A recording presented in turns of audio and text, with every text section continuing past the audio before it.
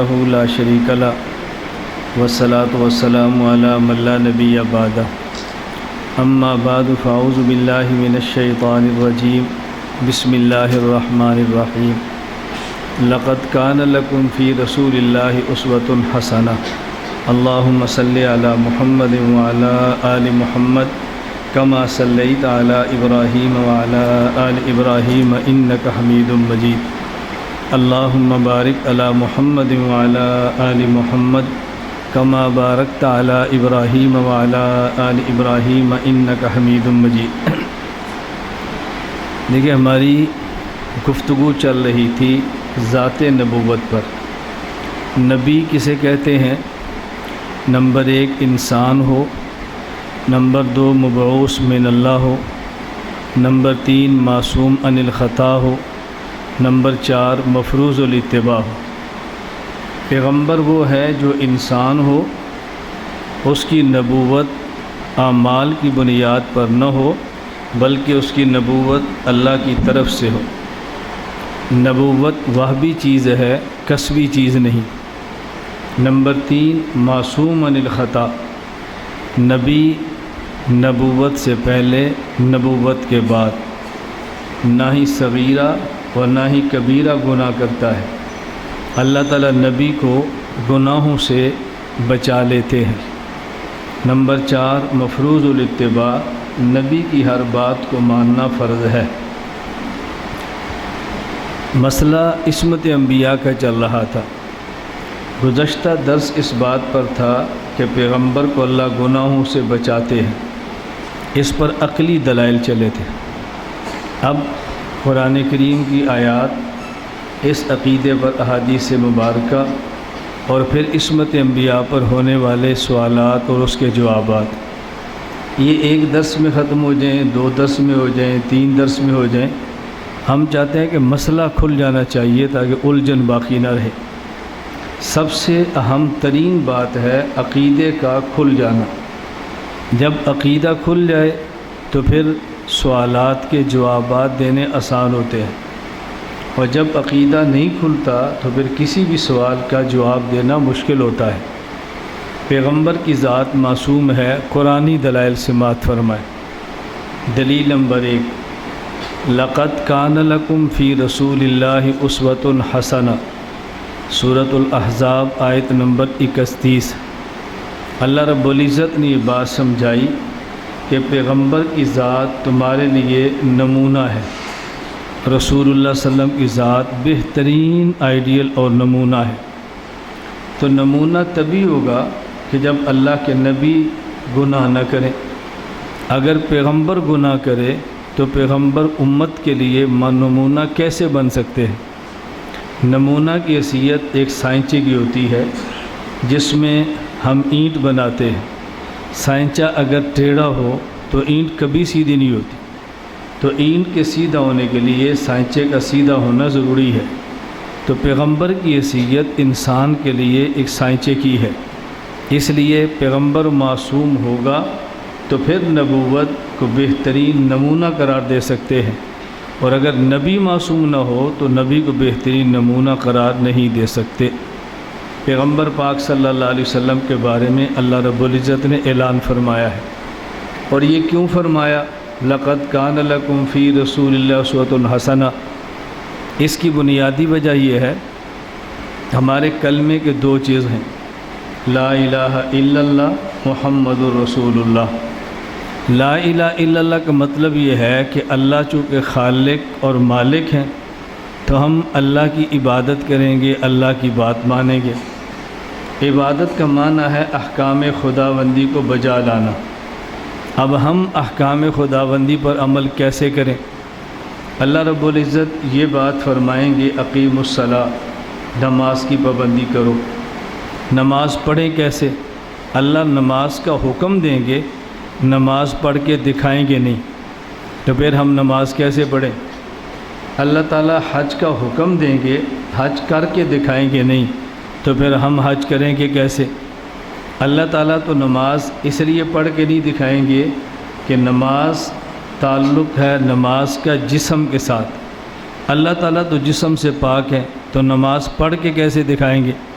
مولا علی قاری رحمۃ اللہ علیہ مرقات شرح مشکات میں فرماتے ہیں ان حقیقت الصلاۃ ان حقیقت الصلاۃ بالاشباح دون الارواح، نماز کی حقیقت یہ ہے کہ نماز جسم پڑھتا ہے، صرف روح نمازیں نہیں پڑھا کرتی۔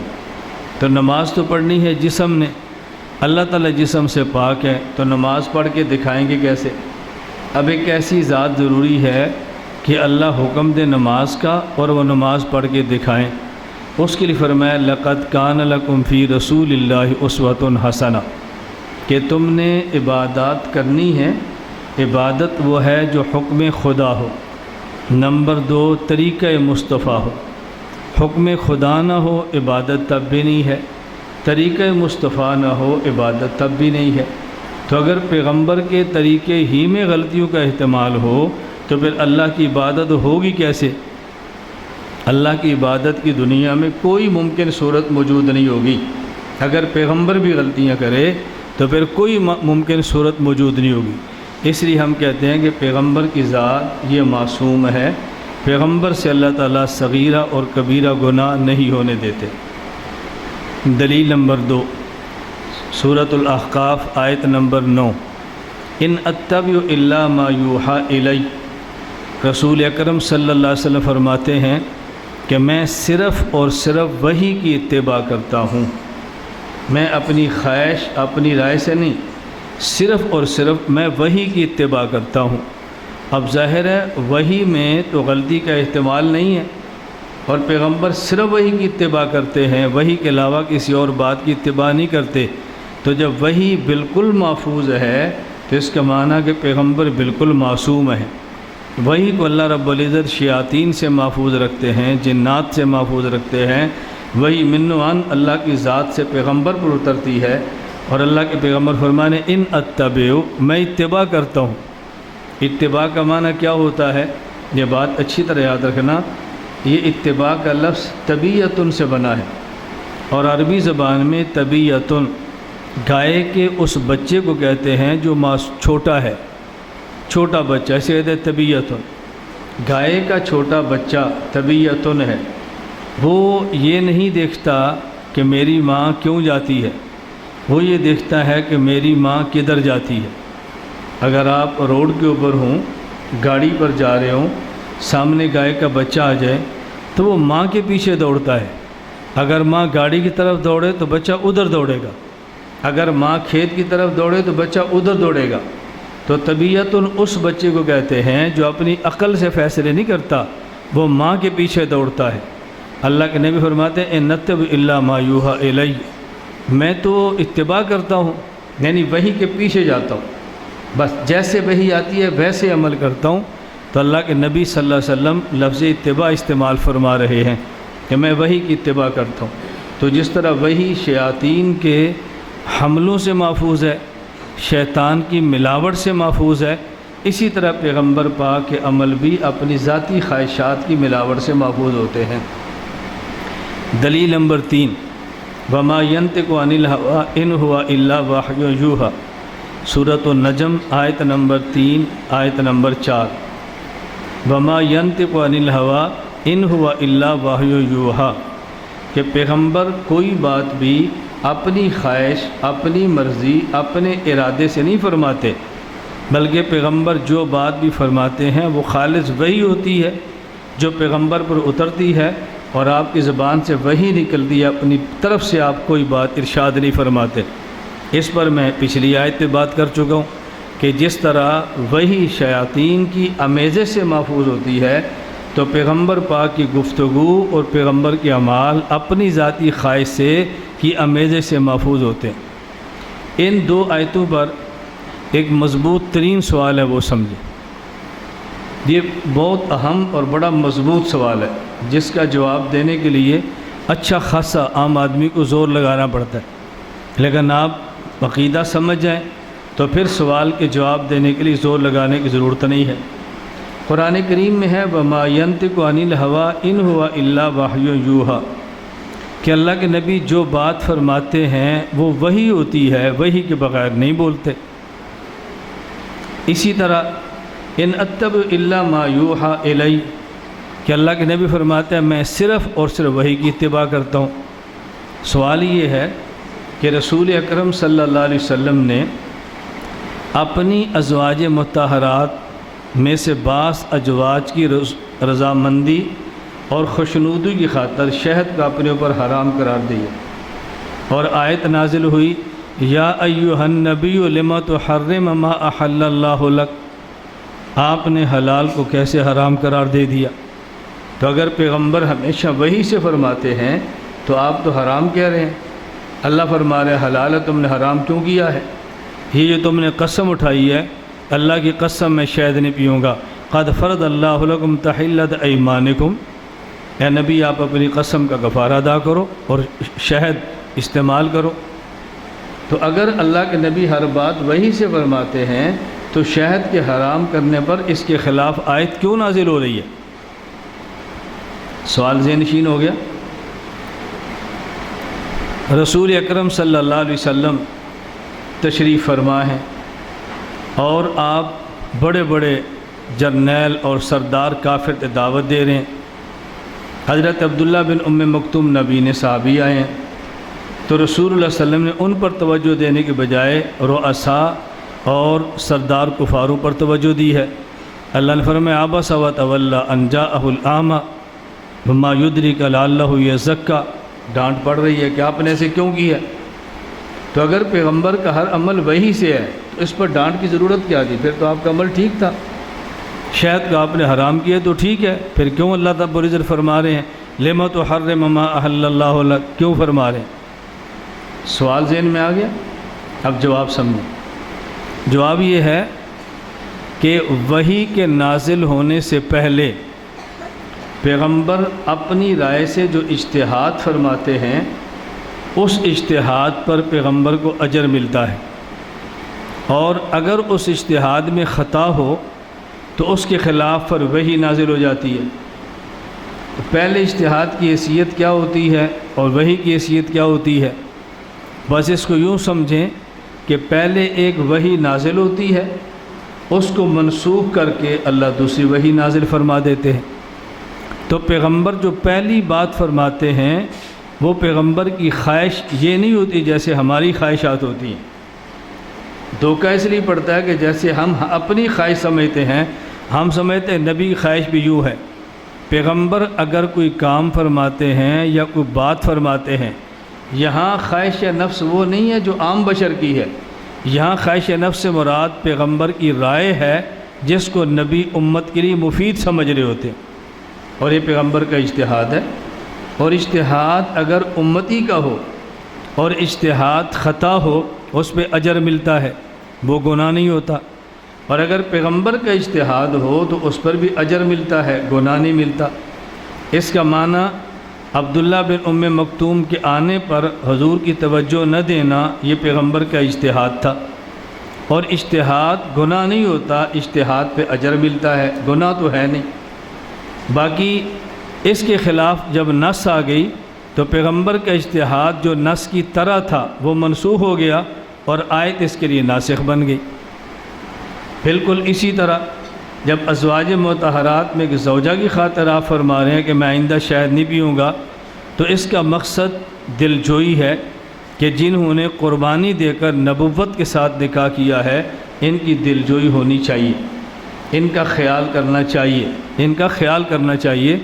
اس خیال اور دل جوئی کی خاطر حضور نے اپنی زبان ہلائی اور قسم اٹھائی، اور پیغمبر کی بات یہ حدیث ہوتی ہے، پیغمبر کے اجتہاد پہ اجر ہے، اور یہ پیغمبر کی حدیث ہے، اور حدیث سے کو آیت سے منسوخ کیا جاتا ہے۔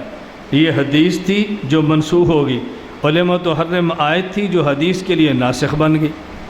تو گناہ تو نہیں تھا، ہاں اجتہاد تھا، اور اجتہاد کی حیثیت ایک نص کی ہے، نبوت کا اجتہاد اس کی حیثیت نص کی ہے، اور یہ تو باب النسخ میں آپ تفصیل سے علماء پڑھ چکے ہیں کہ آیت حدیث کے لیے ناسخ ہوتی ہے، اور اگر حدیث متواتر ہو تو وہ آیت کے لیے بھی ناسخ ہوتی ہے۔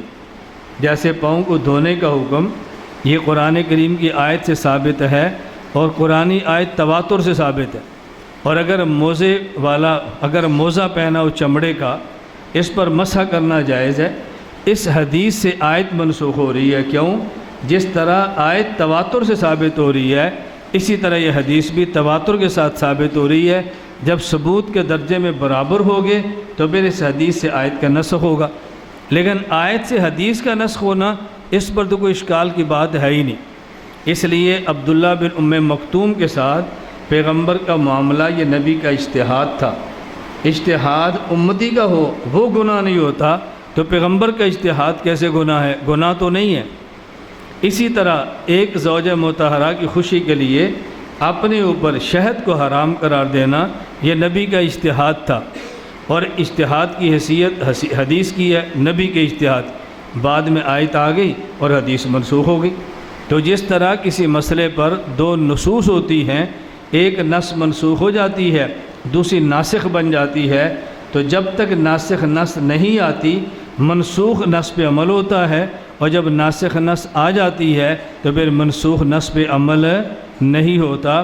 تو پیغمبر کا اجتہاد اس کی حیثیت ایک نص کی ہے، اور جب اس کے مقابلے میں آیت آ گئی تو یہ نص منسوخ ہو گئی۔ جب تک مقابلے میں نص نہیں آئی تھی یہ خود نص تھی، خود حدیث تھی، اور اس پر عمل کرنا جائز تھا۔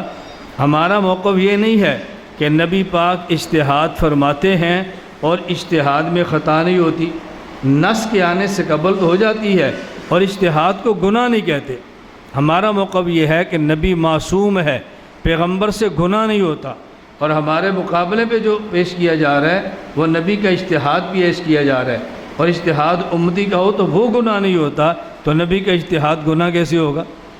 کوئی ایسی چیز پیش کرو کہ جس سے نبی کے اوپر گناہ کا الزام آئے کہ نہیں جی اللہ کے نبی نے دیکھو گناہ کیا ہے، گناہ تو ہے نہیں۔ میں اس لیے عرض کر رہا تھا کہ اس بات کو بہت اچھی طرح سمجھ لیں۔ اور باقی یہ جو ہے نا، یا ایھا النبی لما تحرم ما احل اللہ لک، توجہ رکھنا۔ میں نے ایک بات یہ عرض کی کہ اللہ کے نبی کی بیویاں وہ قربانی دے کر آئی ہیں، اور جب قربانی دے کر آئی ہیں تو اس کی دلجوئی کرنا رسول اللہ صلی اللہ علیہ وسلم نے اپنے ذمہ لازم قرار دیا ہے۔ اور اللہ کے نبی کیوں نہ ایسا کرتے جب ان کا خیال قرآن کریم میں خود اللہ رب العزت نے کیا ہے۔ میں اس کی ایک مثال دیتا ہوں۔ رسول اللہ صلی اللہ علیہ وسلم کے نکاح میں ہیں زینب بنت جحش رضی اللہ تعالی عنہ، یہ قریشی ہیں اور حضور اکرم صلی اللہ علیہ وسلم کی پھوپھی کی بیٹی ہیں۔ آپ نے ان کا نکاح حضرت زید سے کر دیا، انہوں نے نبی پاک صلی اللہ علیہ وسلم نے زید سے کر دیا۔ حضرت زید آزاد شدہ غلام ہیں، یہ قریشی ہیں، وہ غلامی سے آزاد ہوئے ہیں، تو وہ چاہتی نہیں تھیں، لیکن نبی کا حکم تھا، نکاح کر دیا۔ اب جب ان کا آپس میں نباہ نہیں ہو سکا، حضرت زینب رضی اللہ تعالی عنہ کا نکاح ختم ہو گیا، بات طلاق تک پہنچ گئی۔ اب ایک معاملہ حضرت زید کا تھا اور ایک معاملہ حضرت زینب کا تھا۔ حضرت زید آزاد شدہ غلام تھے اور نبوت کی پھوپھی کی بیٹی قریشی خاندان کی عورت بیوی تھی۔ اب جب اتنی بڑی عورت نکاح سے گئی تو حضرت زید کے لیے بھی خفت کا معاملہ تھا، شرمندگی تھی، یہ میرے ساتھ کیا ہوا۔ اور حضرت زینب غلام کے نکاح میں ہے، وہاں سے بھی طلاق ہو گئی، ان کی بھی خفت کا معاملہ تھا۔ تو دیکھو اللہ نے دونوں کی دلجوئی کیسے فرمائی ہے کہ حضرت زید کا ذکر قرآن میں کر دیا، فلما قضا زید منہا وطرا، 1,24,000 کم و بیش صحابہ میں سے واحد حضرت زید وہ ہیں جن کا ذکر اللہ نے قرآن میں کیا ہے۔ کتنا بڑا اعزاز ہے یہ! اعزاز وہ ہے جو حضرت صدیق اکبر کا بھی نہیں ہے۔ نام لینا قرآن میں یہ تنہا اعزاز حضرت زید کا ہے صحابہ میں سے۔ اب ان کی دل جو ہوگی، قرآن میں نام آ گیا۔ حضرت زینب کا کیا کریں؟ حضرت زینب رضی اللہ تعالی عنہ کی دل جو یہ فرمائی کہ ان کا نکاح اللہ نے خود کر دیا اور کیا بھی رسول اللہ صلی اللہ علیہ وسلم سے۔ یہی وجہ ہے زینب رضی اللہ تعالیٰ عنہ کا دنیا پہ نکاح نہیں ہوا اور اللہ کے نبی زینب کے سیدھا گھر چلے گئے، تو زینب نے پردہ کیا کہ حضور آپ آگے، فرمایا کہ میرا نکاح اللہ نے تمہارے ساتھ کر دیا، اب نکاح ہو گیا زینب کا۔ تو دونوں کا خیال کیا نا۔ اس طرح رسول اکرم صلی اللہ علیہ وسلم نے دلجوئی فرمائی ہے۔ پیغمبر کے پاس جو بیویاں حضرت خدیجہ کے بعد آئی ہیں، حضرت سودا، حضرت عائشہ، اب جو آ رہی ہے وہ قربانی دے کر آ رہی ہے، قربانی دے کر، اور اللہ کے نبی ان کی دلجوئی فرماتے تھے ایسا ہوتا ہے۔ مجھے اس پر ایک واقعہ یاد آیا، میں نام تو نہیں لیتا، یہ بیان وہاں تک پہنچے گا تو وہ خود ہی سمجھ جائیں گے شاید میرے لیے یہ بات کی ہے۔ ایک عام آدمی بھی نہیں، مولانا صاحب تھے، انہوں نے ان کے غالباً 5 یا 6 بچے تھے، اس کے بعد دوسری شادی کر لی۔ اب میں ان کا مہمان بنا، رات تقریباً 3 بجے کا وقت ہوگا، میرے دروازے پہ دستک دی، نہ دستک نہیں دی، میں تو بیٹھک میں تھا، آئے تو مجھے سوئے کو اٹھا دیا۔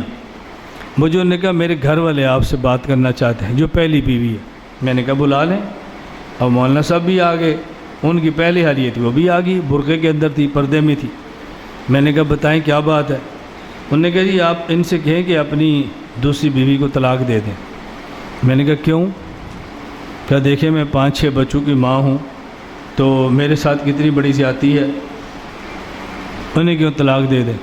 میں نے کہا میں ان کو کہتا ہوں یہ تمہیں طلاق دے دیتے ہیں۔ میرے کہتی کیوں؟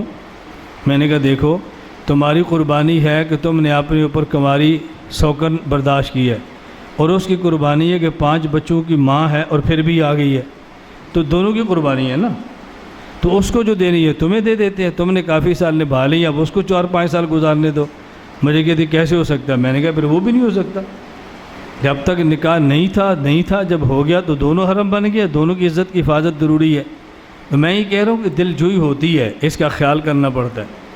اور دوسری بات یہ جو ہم آیت پیش کرتے ہیں، یا ایھا النبی لم تحرم ما احل اللہ لک، اگر اس کا تھوڑا سا آپ لہجہ سمجھ لیں تو پھر آپ سمجھیں گے یہ پیغمبر پاک کی وہ ڈانٹ ہے جس میں نبوت کے ساتھ اللہ کی محبت کا مزید اظہار ہو رہا ہے، مزید اظہار ہے۔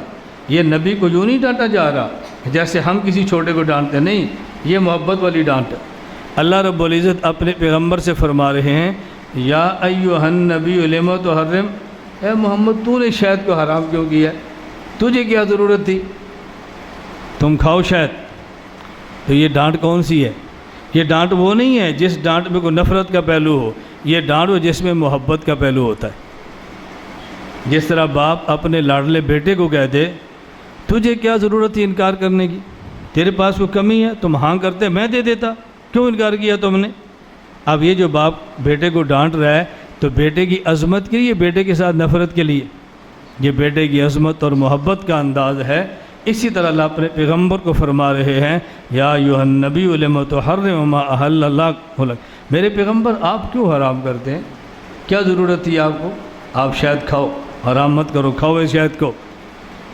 تو یہ محبت کی ڈانٹ ہے، وہ نہیں ہے جو ہم سمجھ رہے ہیں۔ دلیل نمبر 4، وما آتاکم الرسول فخذوا وما نہاکم عنہ فانتہوا، سورۃ الحشر آیت نمبر 7۔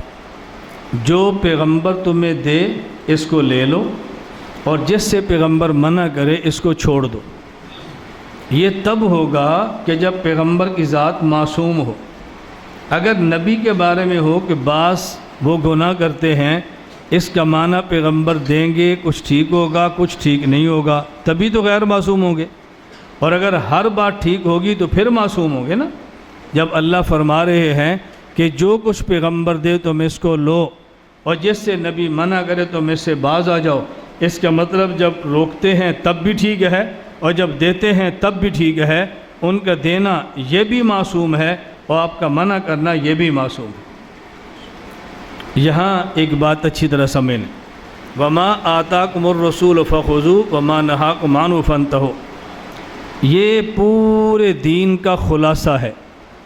پورے دین کا خلاصہ 2 چیزیں ہیں، نمبر 1 اوامر، نمبر 2 نواہی، نمبر 1 مامورات، نمبر 2 منہیات، نمبر 1 کرنے کے کام اور کہنے کی باتیں، نمبر 2 نہ کرنے کے کام اور نہ کرنے کی باتیں۔ توجہ رکھنا، میں مختلف الفاظ لا رہا ہوں پوری بات سمجھانے کے لیے۔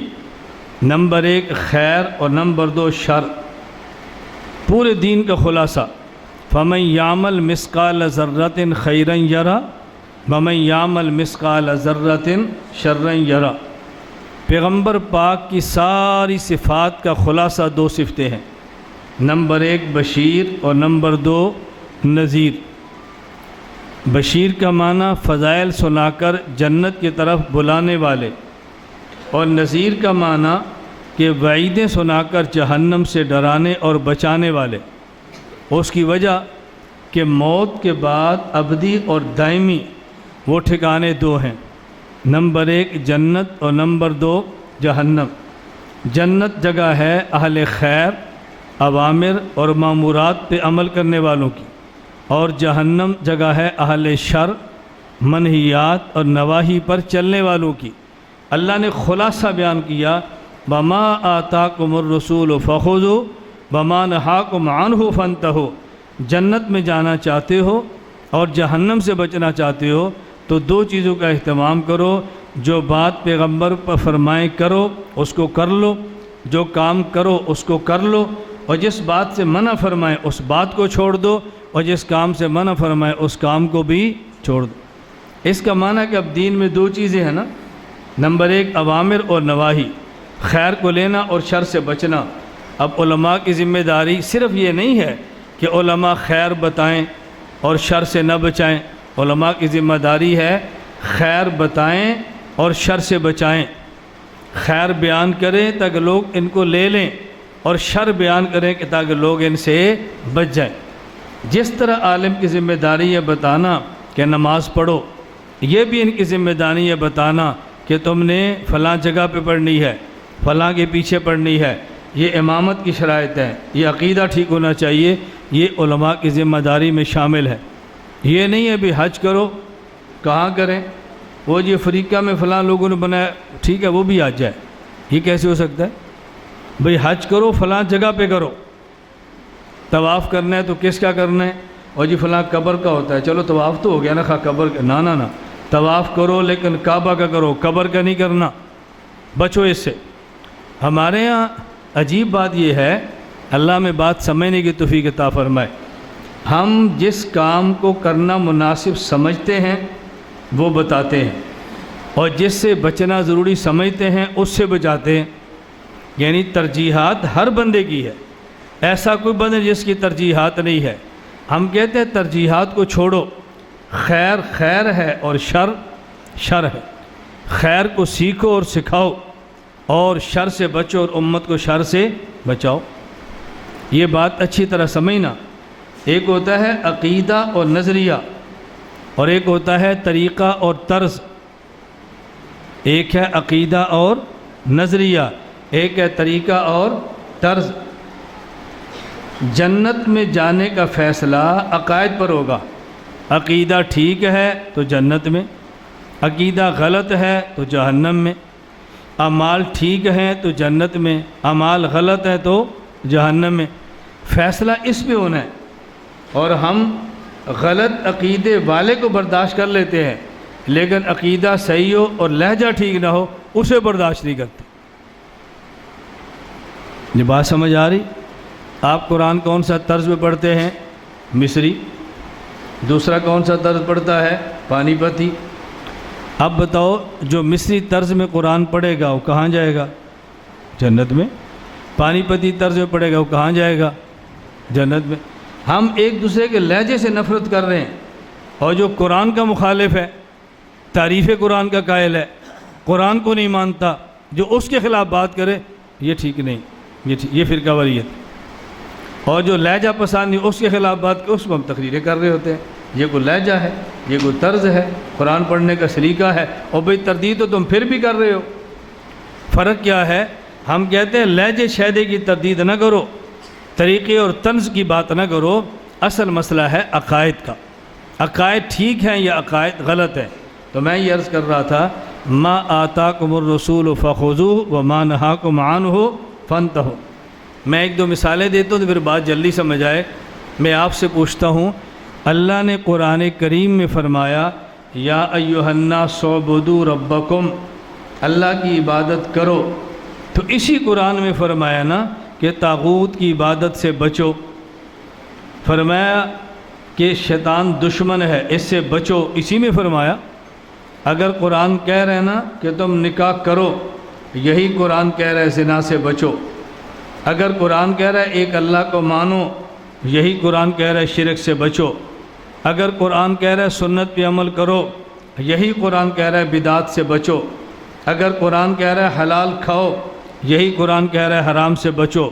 اگر قرآن کہہ رہا ہے بکرا کھاؤ، یہی کہہ رہا ہے خنزیر سے بچو۔ قرآن پورا اس سے بھرا پڑا ہے کہ تم نے کیا کرنا ہے اور کیا نہیں کرنا۔ اس لیے ہم علماء کے ذمے دونوں کام ہیں، جو کرنا ہے وہ بھی بتائیں اور جو نہیں کرنا وہ بھی بتائیں، یہ دونوں بتانا ہمارے ذمے ہے۔ وما آتاکم الرسول فخذوہ وما نہاکم عنہ فانتہوا، فرمایا دونوں پر عمل کرو۔ ہم اصل میں چل رہے تھے پیغمبر معصوم ہے، اللہ فرماتے ہیں جو بات نبی دے اس کو لے لو، اور جس سے منع کریں اس سے باز آ جاؤ۔ اس سے معلوم ہوا کہ پیغمبر کی ذات معصوم ہے، وہ منع کرتے ہیں تو بھی ٹھیک ہے، وہ حکم دیتے ہیں تو بھی ٹھیک ہے۔ اب اس پر ایک سوال سمجھیں، اور یہ امت میں ایک سوال پھیلایا جا رہا ہے۔ کہتے ہیں جی قرآن کریم میں اللہ نے دو ہی باتیں فرمائی ہیں، اطیعوا اللہ و اطیعوا الرسول، بس اللہ کی بات مانو، اللہ کے رسول کی بات مانو۔ آپ ادھر کہتے ہیں فقہا کی بات بھی مانو، مجتہدین کی بات بھی مانو۔ تو جب اللہ کی بات مان لی، اللہ کے رسول کی بات مان لی، اطیعوا اللہ و اطیعوا الرسول ہو گیا، اس کے بعد مجتہدین اور فقہا کی بات ماننے کی ضرورت کیا ہے؟ یہ جواب اچھی طرح سمجھ لیں۔ ایک جواب تو یہ سمجھیں کہ جس قرآن نے اللہ اور رسول کی بات ماننے کا حکم دیا، اسی قرآن نے فقہا کی بات ماننے کا حکم دیا ہے۔ یا ایھا الذین آمنوا اطیعوا اللہ واطیعوا الرسول واولی الامر منکم۔ اولی الامر سے مراد ہے الفقہا، فقہا کی بات مانو۔ اس آیت کے تحت امام فخر الدین رازی رحمۃ اللہ علیہ تفسیر کبیر میں بڑی عجیب بات فرماتے ہیں۔ امام رازی فرماتے ہیں ہم تو کہتے ہیں اولی الامر سے مراد ہے فقہا، اللہ کی بات مانو، پیغمبر کی بات مانو اور فقہا کی بات مانو۔ بعض لوگ کہتے ہیں نہیں، اولی الامر سے مراد فقہا نہیں ہے، اولی الامر سے مراد ہے وقت کا حاکم۔ اللہ کی بات مانو، پیغمبر کی بات مانو اور وقت کے حاکم کی بات مانو۔ اب امام رازی رحمہ اللہ فرماتے ہیں یہ جو حاکم کی بات مانیں گے، اس حاکم کی بات شریعت کے مطابق ہوگی تب مانیں گے، یا شریعت کے مخالف ہوگی تب بھی مانیں گے؟ جی اس وقت مانیں گے جب حاکم کی بات شریعت کے مطابق ہو۔ اللہ کے پیغمبر نے فرمایا لا طاعۃ لمخلوق فی معصیۃ الخالق، نافرمان اور خلاف شریعت بات نہیں مانتے۔ اب سوال یہ ہے کہ حاکم جو شریعت کے مطابق بات کرے گا، وہ حاکم عالم ہوگا تبھی شریعت کے مطابق بات کرے گا، یا وہ حاکم عالم نہیں ہوگا، وہ کسی عالم سے پوچھے گا اور پھر حکم دے گا؟ اگر حاکم خود عالم ہوگا تو آپ نے حاکم کی بات نہیں مانی بلکہ اس حاکم کی بات مانی ہے جو عالم ہے۔ اور اگر وہ حاکم خود عالم نہیں ہے، کسی عالم سے پوچھتا ہے اور پھر فیصلہ کرتا ہے، اس کا معنی کہ آپ نے بات مانی ہے حاکم کی اور حاکم نے مانی ہے عالم کی، تو بات تو پھر عالم کی مانی۔ اس لیے اطیعوا اللہ و اطیعوا الرسول و اولی الامر منکم۔ میں اس پر ایک دوسری بات عرض کرتا ہوں، اگر اس کو بھی سمجھیں۔ ہم کہتے ہیں اللہ کی بات مانو، پیغمبر کی بات مانو اور فقہا کی بات مانو، خدا کی بات مانو اطیعوا اللہ، مصطفیٰ کی بات مانو اطیعوا الرسول، اور فقہا کی بات مانو اولی الامر منکم۔ تو لوگوں نے کہا نہیں جی اطیعوا اللہ اطیعوا الرسول بد، فقہا کی بات نہ مانو۔ ہم نے کہا اولی الامر سے کیا مراد ہے؟ کہا جی حاکم۔ میں نے کہا بھائی اس کا معنی یہ ہے اللہ اور اللہ کے رسول کے علاوہ تیسرے بندے کی بات ماننے کے ہم بھی قائل ہیں، تم بھی قائل ہو۔ فرق کیا ہے؟ ہم کہتے ہیں فقہا، تم کہتے ہیں حاکم، تو قائل تو دونوں ہی ہو گئے نا، قائل تو دونوں ہو گئے نا۔ چلو اولی الامر سے مراد فقہا نہ ہو حاکم ہو، تو یہ بات تو ختم ہوگی نا کہ اللہ اور اللہ کے رسول کے علاوہ کسی کی بات ماننی نہیں ہے، بات تو ماننی ہے۔ تم کہہ رہے ہو حاکم کی بات مانو، ہم کہہ رہے ہیں فقہا کی بات مانیں، تو بات تو پھر بھی مانی ہے نا کسی کی۔ یہ ضابطہ تو تمہارا بھی ٹوٹ گیا کہ اللہ اللہ کے رسول کے علاوہ کسی کی بات نہیں ماننی۔ ایک تو یہ حدیث ذہن میں رکھیں، اور دوسری بات ساتھ دلیل ذہن نشین فرما لیں۔ میں مثال دیتا ہوں، اس کے بعد دلیل دیتا ہوں، بات جلدی سمجھ آئی۔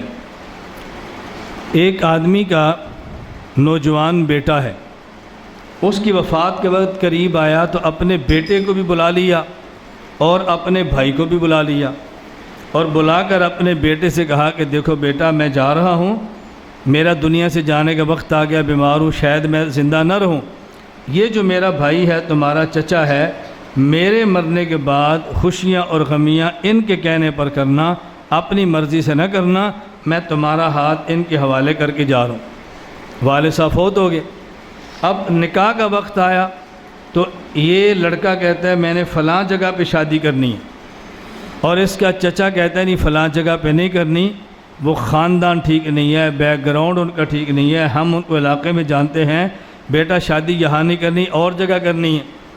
وہ لڑکا کہتا ہے جی میں نے تو وہیں کرنی ہے۔ چچا کہتا ہے بیٹا میری بات مانو۔ اب یہ بات نہیں مانتا تو چچا اس بھتیجے کو لے کر یا مدینۃ علم مولانا کے پاس آ جاتا ہے۔ میں مثال دے رہا ہوں کہ جس بچے کو سمجھاؤ، یہ اس کو سمجھاتے ہیں بیٹا یہ تمہارا چچا باپ کی طرح ہے، بات مانو۔ اب اس لڑکے پر علم کا زور تھا، قرآن اور حدیث، اس نے کہا یہ تو قرآن میں ہے باپ کی بات مانو، لیکن پورے قرآن میں کہیں بھی نہیں کہ اپنے چچا کی بات بھی مانو۔ مولانا نواز صاحب کو آیت پڑھ دیں کہ چچا کی بات ماننی ہے تو میں چچا کی مان لیتا ہوں، قرآن میں ہے باپ کی بات مانو، اور یہ کہہ رہے چچا کی بات مانو، کہیں قرآن میں لکھا ہے چچا کی بات مانو؟ مولانا صاحب کہتے ہیں اچھا یہ تو لکھا ہے نا باپ کی بات مانو، خیر یہ تو لکھا ہے میں مانتا ہوں، تمہارے والد صاحب نے مرتے وقت کو تمہیں نصیحت وصیت کی تھی؟ کہا جی کی تھی۔ کہا کیا کی تھی؟ کہا ابو جی نے کہا تھا کہ میں تمہارا ہاتھ اپنے بھائی تمہارے چچا کے ہاتھ میں دے رہا ہوں، میرے مرنے کے بعد ان کی بات ماننا۔ اب اس کو مولانا صاحب سمجھا رہے ہیں بیٹا اگر تم نے چچا کی بات مانی تو تم نے باپ کی بات مان لی ہے، اور اگر چچا کی نہیں مانی تو تم نے باپ کی بات نہیں مانی۔ اب اگر ضد نہ ہو تو بات سمجھ آتی ہے۔ حضرت ارباز بن ساریہ رضی اللہ عنہ فرماتے ہیں صلی بنا رسول اللہ صلی اللہ علیہ وسلم ثم التفت علینا فوعظنا موعظۃ بلیغہ ظرفت من العیون ووجلت منها القلوب۔ اللہ کے نبی پاک نے نماز پڑھائی، پھر منہ ہماری طرف کیا سلام پھیرنے کے بعد، اور آپ نے بہترین خطبہ ایسا دیا کہ آنکھوں سے آنسو جاری ہو گئے اور دل تھے کہ کانپنے لگ گئے۔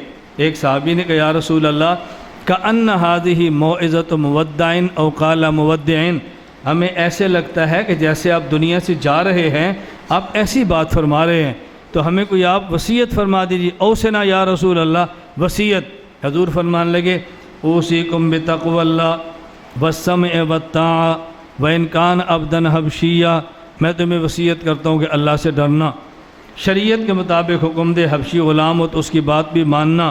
فَإِنَّهُ مَن يَعِشْ مِنكُم بَعْدِي فَسَيَرَى اخْتِلَافًا كَثِيرًا، میں دنیا چھوڑ جاؤں گا، تم زندہ رہے تو دین میں اختلاف دیکھو گے۔ فَعَلَيْكُمْ بِسُنَّتِي، اختلاف میری سنت سے دور کرنا، اگر حل نہ ملے وَسُنَّتِ الْخُلَفَاءِ الرَّاشِدِينَ، میں تمہیں خلفاء راشدین کے حوالے کر کے جا رہا ہوں، میں ان کے حوالے کر کے جا رہا ہوں، اب ان کی بات ماننا۔ تو جب اللہ کے نبی نے ان کے حوالے کر دیا، اب کو بندہ کہہ دے اللہ کے رسول کی بات تو مانیں گے، ابو بکر کون سا اللہ یا اللہ کا رسول ہے کہ ہم ان کی بات مان کے عقیدہ حیات النبی کے قائل ہو جائیں؟ حضرت عمر کون سا اللہ کے رسول ہے ہم ان کی بات مان کر 3 طلاق و 3 کہہ دیں؟ حضرت عثمان کون سا اللہ کے رسول ہے ہم ان کی بات مان کر جمعے کی 2 اذانیں شروع کر دیں؟ حضرت علی کون سا اللہ کا رسول ہے ہم ان کی بات مان کر 20 رکعت تراویح کا فیصلہ مان لیں؟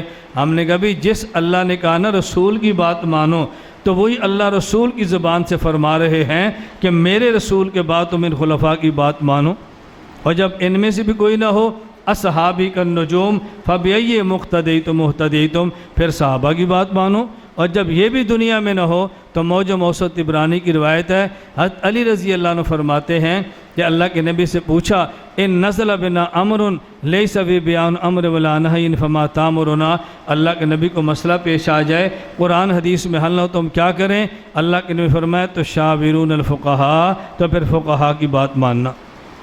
اس لیے ہم نے کہا بات یہاں سے چل رہی تھی نبی معصوم ہے، اور یہ کہنا جب پیغمبر معصوم ہے تو فقہاء کی بات کیوں مانتے ہو، وہ کوئی معصوم ہے؟ ہم نے کہا معصوم تو نہیں ہے، اگر صحابہ ہوں گے تو محفوظ ہیں اور اگر فقہ ہوں گے تو معذور ہیں۔ ہم معصوم نہیں مانتے لیکن صحابی کو محفوظ مانتے ہیں اور بعد مجتہد کو ہم معذور مانتے ہیں۔ ان کے اجتہاد گناہ نہیں ہوتے بلکہ نیکیاں ہوتی ہیں۔ دلیل نمبر 5، میں یہ ساتھ ساتھ تھوڑی سی دلیل کھول دیتا ہوں تاکہ اشکالات ختم ہو جائیں۔ سورۃ البقرہ آیت نمبر 44، اَتَأْمُرُونَ النَّاسَ بِالْبِرِّ وَتَنْسَوْنَ أَنفُسَكُمْ، یہ عام مسلمان کو حکم دیا جا رہا ہے کہ دیکھو جب نیکی کا حکم دو تو خود بھی عمل کیا کرو۔ ایسا نہ کرنا کہ لوگوں کو نیکی کا حکم دو اور خود اس پہ عمل نہ کرو۔ بتاؤ جب عام آدمی کو ترغیب دی جا رہی ہے تو کیسے ہو سکتا ہے کہ نبی دوسروں کو شریعت کی بات کریں اور خود نبی شریعت پہ عمل نہ کرنے؟ کیسے ممکن ہے؟ لِمَ تَقُولُونَ مَا لَا تَفْعَلُونَ، اس کا مصداق امتی ہو تو ہو، نبی کبھی اس کا مصداق نہیں بن سکتا۔ تو میں نے نہایت اختصار سے 5 آیات پیش کی ہیں یہ بتانے کے لیے کہ پیغمبر کی ذات معصوم ہے، نبی کی ذات معصوم ہے، نہ ان سے غلط کام سرزد ہوتا ہے اور نہ ہی ان سے غلط بات سرزد ہوتی ہے۔ چند ایک احادیث بھی دیکھ لیں۔ حدیث نمبر 1، صحیح بخاری جلد اول صفحہ 21، حضرت ابو ہریرہ رضی اللہ عنہ فرماتے ہیں کہ نبی کریم صلی اللہ علیہ وسلم نے ارشاد فرمایا، من کذب علی متعمدا فلیتبوأ مقعدہ من النار، کہ جو شخص جان بوجھ کر مجھ پر جھوٹ بولے، یعنی کوئی حدیث پیش کرے اور اس کو پتہ ہو نبی پاک کی نہیں ہے اور پھر بھی کہے نبی پاک کی ہے، تو اس کو چاہیے کہ اپنا ٹھکانہ جہنم بنا لے، ایسا آدمی جہنمی ہے۔ بھئی سوال یہ ہے کہ جب پیغمبر کی طرف جھوٹ کی نسبت کرنا جائز نہیں ہے تو خود نبی پاک کے لیے جھوٹ بولنا کیسے جائز ہوگا؟ نبی کی طرف جھوٹی حدیث کی نسبت کرنے کی گنجائش نہیں ہے تو ہم یہ بات کیسے مان لیں کہ پیغمبر کی زبان سے جھوٹ سرزد بھی ہو سکتا ہے؟ اس لیے ہم کہتے ہیں کہ پیغمبر کی ذات معصوم ہے، نبی پاک کبھی بھی غلط بات نہیں فرماتے۔ ابھی ہم غلط کام کی بات نہیں کر رہے، غلط بات کہہ رہے ہیں، اس لیے کہ پہلے آدمی غلط باتیں کرتا ہے اور پھر غلط کام کرتا ہے۔ تو جو شخص اپنی زبان سے غلط بات نہیں کہہ سکتا، بتائیں وہ آدمی غلط کام کیسے کر سکتا ہے؟ رسول اکرم صلی اللہ علیہ وسلم کے بارے میں ہم حدیث کی بنیاد پہ کہتے ہیں کہ اللہ کے نبی کی طرف غلط بات کی نسبت کی گنجائش نہیں، تو خود پیغمبر غلط بات کیسے فرما سکتے ہیں؟ نمبر 2، صحیح مسلم جلد 2 صفحہ 124، حضرت ابو ہریرہ فرماتے ہیں کہ رسول اللہ صلی اللہ علیہ وسلم نے فرمایا، من اطاعنی فقد اطاع اللہ ومن یعصنی فقد عصی اللہ، کہ جو شخص میری بات مانے گا، میری اطاعت کرے گا، اس نے گویا اللہ کی بات مان لی ہے، اور جو بندہ میری نافرمانی کرے گا اس نے اللہ کی نافرمانی کی ہے۔ پیغمبر کی اطاعت اللہ کی اطاعت تبھی ہو سکتی ہے جب نبی کی ذات معصوم ہو، اور نبی کی نافرمانی اللہ کی نافرمانی تبھی ہو سکتی ہے جب پیغمبر کی ذات معصوم ہو۔ اگر یہ بات مان لیں کہ نبی پاک بسا اوقات غلط بات بھی کر سکتے ہیں، بسا اوقات غلط کام بھی کر سکتے ہیں، الیاذ باللہ، تو پھر پیغمبر کی اطاعت اللہ کی اطاعت کیسی ہوگی؟ اور نبی کی نافرمانی اللہ کی نافرمانی کیسی ہوگی؟ یہ تبھی ہو سکتا ہے جب اللہ کے پیغمبر ہمیشہ صحیح کام کریں اور صحیح بات فرمائیں۔ نمبر 3، یہ روایت سنن ابی داؤد جلد 2 صفحہ 514 پر ہے اور مسند احمد جلد 2 صفحہ 162 پر ہے۔ حضرت عبداللہ بن عمر رضی اللہ تعالیٰ عنہ فرماتے ہیں کہ میری عادت یہ تھی کہ جو بات میں اللہ کے نبی سے سنتا میں بات وہ لکھ لیتا۔ مجھے بعض حضرات نے کہا کہ تم ہر بات لکھتے ہو، حالانکہ کبھی اللہ کے نبی غصے کی حالت کے اندر ہو جاتے ہیں تو غصے اور طیش میں آ کر بندہ اپنے آپ سے باہر ہو جاتا ہے اور بعض وہ باتیں کر بیٹھتا ہے جو نہیں کرنی چاہیے، تو تم غصے کی حالت میں اللہ کے نبی کی بات نہ لکھا کرو، وہ لکھو جو عام روٹین میں بات کرتے ہیں۔ حضرت عمر کہتے ہیں جب یہ بات ہوئی تو میں نے کچھ لکھنا چھوڑ دیا، اللہ کے نبی فرمانے لگے میں نے کچھ لکھنا چھوڑ دیا، اور رسول اکرم صلی اللہ علیہ وسلم میں نے اس کا تذکرہ کیا، میں آپ کی بات ہر بات لکھتا تھا، مجھے بعض لوگوں نے یہ بات کی ہے تو جب آپ غصے میں تو میں آپ کی بات نہیں لکھتا۔ اللہ کے نبی حضرت فرماتے ہیں فَأَوْمَأَ بِإِصْبَعِهِ إِلَى فِي، اللہ کے نبی نے اپنی انگلی سے اپنے دہن مبارک کی طرف اشارہ کیا اور فرمایا اکتب عبداللہ ہر بات لکھا کرو، فوالذی نفسی بیدہ ما یخرج منہ الا حق، محمد کی زبان سے غصے کی حالت میں بھی بات ٹھیک نکلتی ہے۔ ایسا نہیں ہوتا کہ جب میں غصے کے اندر آپے سے باہر ہو جاؤں اور آؤٹ آف کنٹرول ہو جاؤں اور میری بات غلط نہ سے نہیں ہوتا، میں اپنے اوپر ضبط رکھتا ہوں اور غصے کی حالت میں بات کروں تو وہ بھی ٹھیک ہوتی ہے۔ اب بتاؤ، عام غصے کی حالت میں عام آدمی وہ باتیں ایسی کہہ گزرتا نہیں کرنی چاہیے، تو وہ پیغمبر جو غضب اور غصے کی حالت میں بھی اپنے اوپر ضبط رکھتے ہوں، عام نارمل حالت میں کیسے ممکن ہے اس پیغمبر پاک سے کوئی بات ایسے نکل آئے کہ جو خلاف واقعہ ہو۔ نمبر 4، مصنف عبدالرزاق میں حدیث موجود ہے، نبی کریم صلی اللہ علیہ وسلم کا ایک مرتبہ ایک یہودی سے جھگڑا ہوا۔ رسول اکرم صلی اللہ علیہ وسلم نے یہودی کے کچھ پیسے تھے وہ ادا فرما دیے، اور یہودی کہنے لگا کہ آپ نے میرے پیسے ادا نہیں کیے۔ رسول اکرم صلی اللہ علیہ وسلم اور یہودی کے درمیان یہ بات چل رہی تھی کہ حضرت خزیمہ رضی اللہ تعالیٰ عنہ آگے، ان نے کہا یا رسول اللہ انا اشہد انہ قد قضاک، اللہ کے پیغمبر میں اس بات کی گواہی دیتا ہوں کہ یہودی جھوٹ بول رہا ہے اور آپ ٹھیک فرما رہے ہیں۔ یہودی کہتا تھا نا جی آپ کے پاس دلیل کیا ہے، بینہ کیا ہے، آپ ثبوت پیش کرو۔ انہوں نے کہا اللہ کے نبی میں یہ بات کہتا ہوں کہ یہودی جھوٹ بولتا ہے اور آپ نے ادائیگی فرمائی ہے۔ اب یہودی جب یہ بات ہوئی تو حضرت خزیمہ کو اللہ کے نبی فرمانے لگے وما یدریک، تیرے پاس کیا دلیل ہے؟ تو موقع پر موجود تھا، گواہ کے لیے تو موقع پر موجود ہونا چاہیے، تو کیوں ایسی بات کہہ رہا ہے؟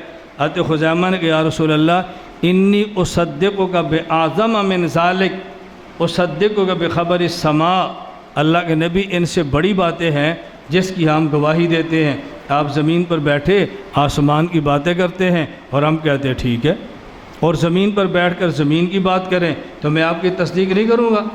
اللہ کے نبی صلی اللہ علیہ وسلم نے فاجاز رسول اللہ شہادت بشہادت رجلین، اللہ کے نبی فرمانے لگے مدعی کے حق میں فیصلہ تب ہوتا ہے جب دو گواہ وہاں پر موجود ہوں، لیکن خزیمہ آج کے بعد دو گواہوں کی جگہ پر ایک کافی ہے۔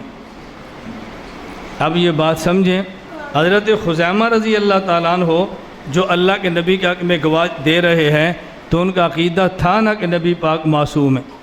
اگر ان کا عقیدہ ہوتا کہ نبی پاک معصوم نہیں ہے تو حضرت خزیمہ اتنی جرأت کے ساتھ بات کیوں کرتے، اتنی بڑی گواہی کیوں دیتے؟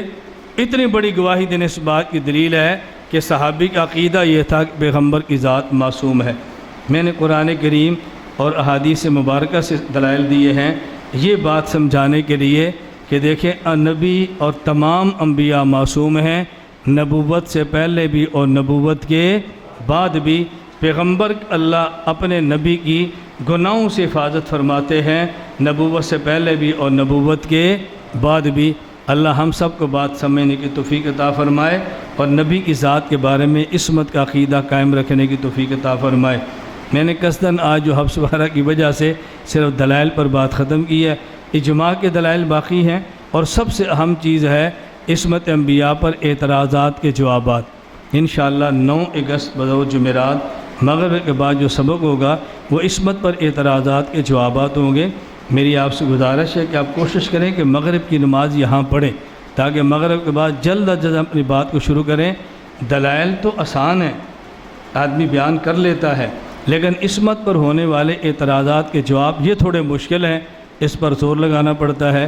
تو 9 اگست بعد نماز مغرب انشاءاللہ اگلی نشست ہوگی۔ اللہ تعالی ہم سب کو اہل و سنت والجماعت احناف دیوبند کے عقائد پر کاربند رہنے کی توفیق عطا فرمائے۔ وآخر دعوانا ان الحمدللہ رب العالمین، الحمدللہ رب العالمین، والصلاۃ والسلام علی رسولہ وعلی آلہ وصحابہ اجمعین۔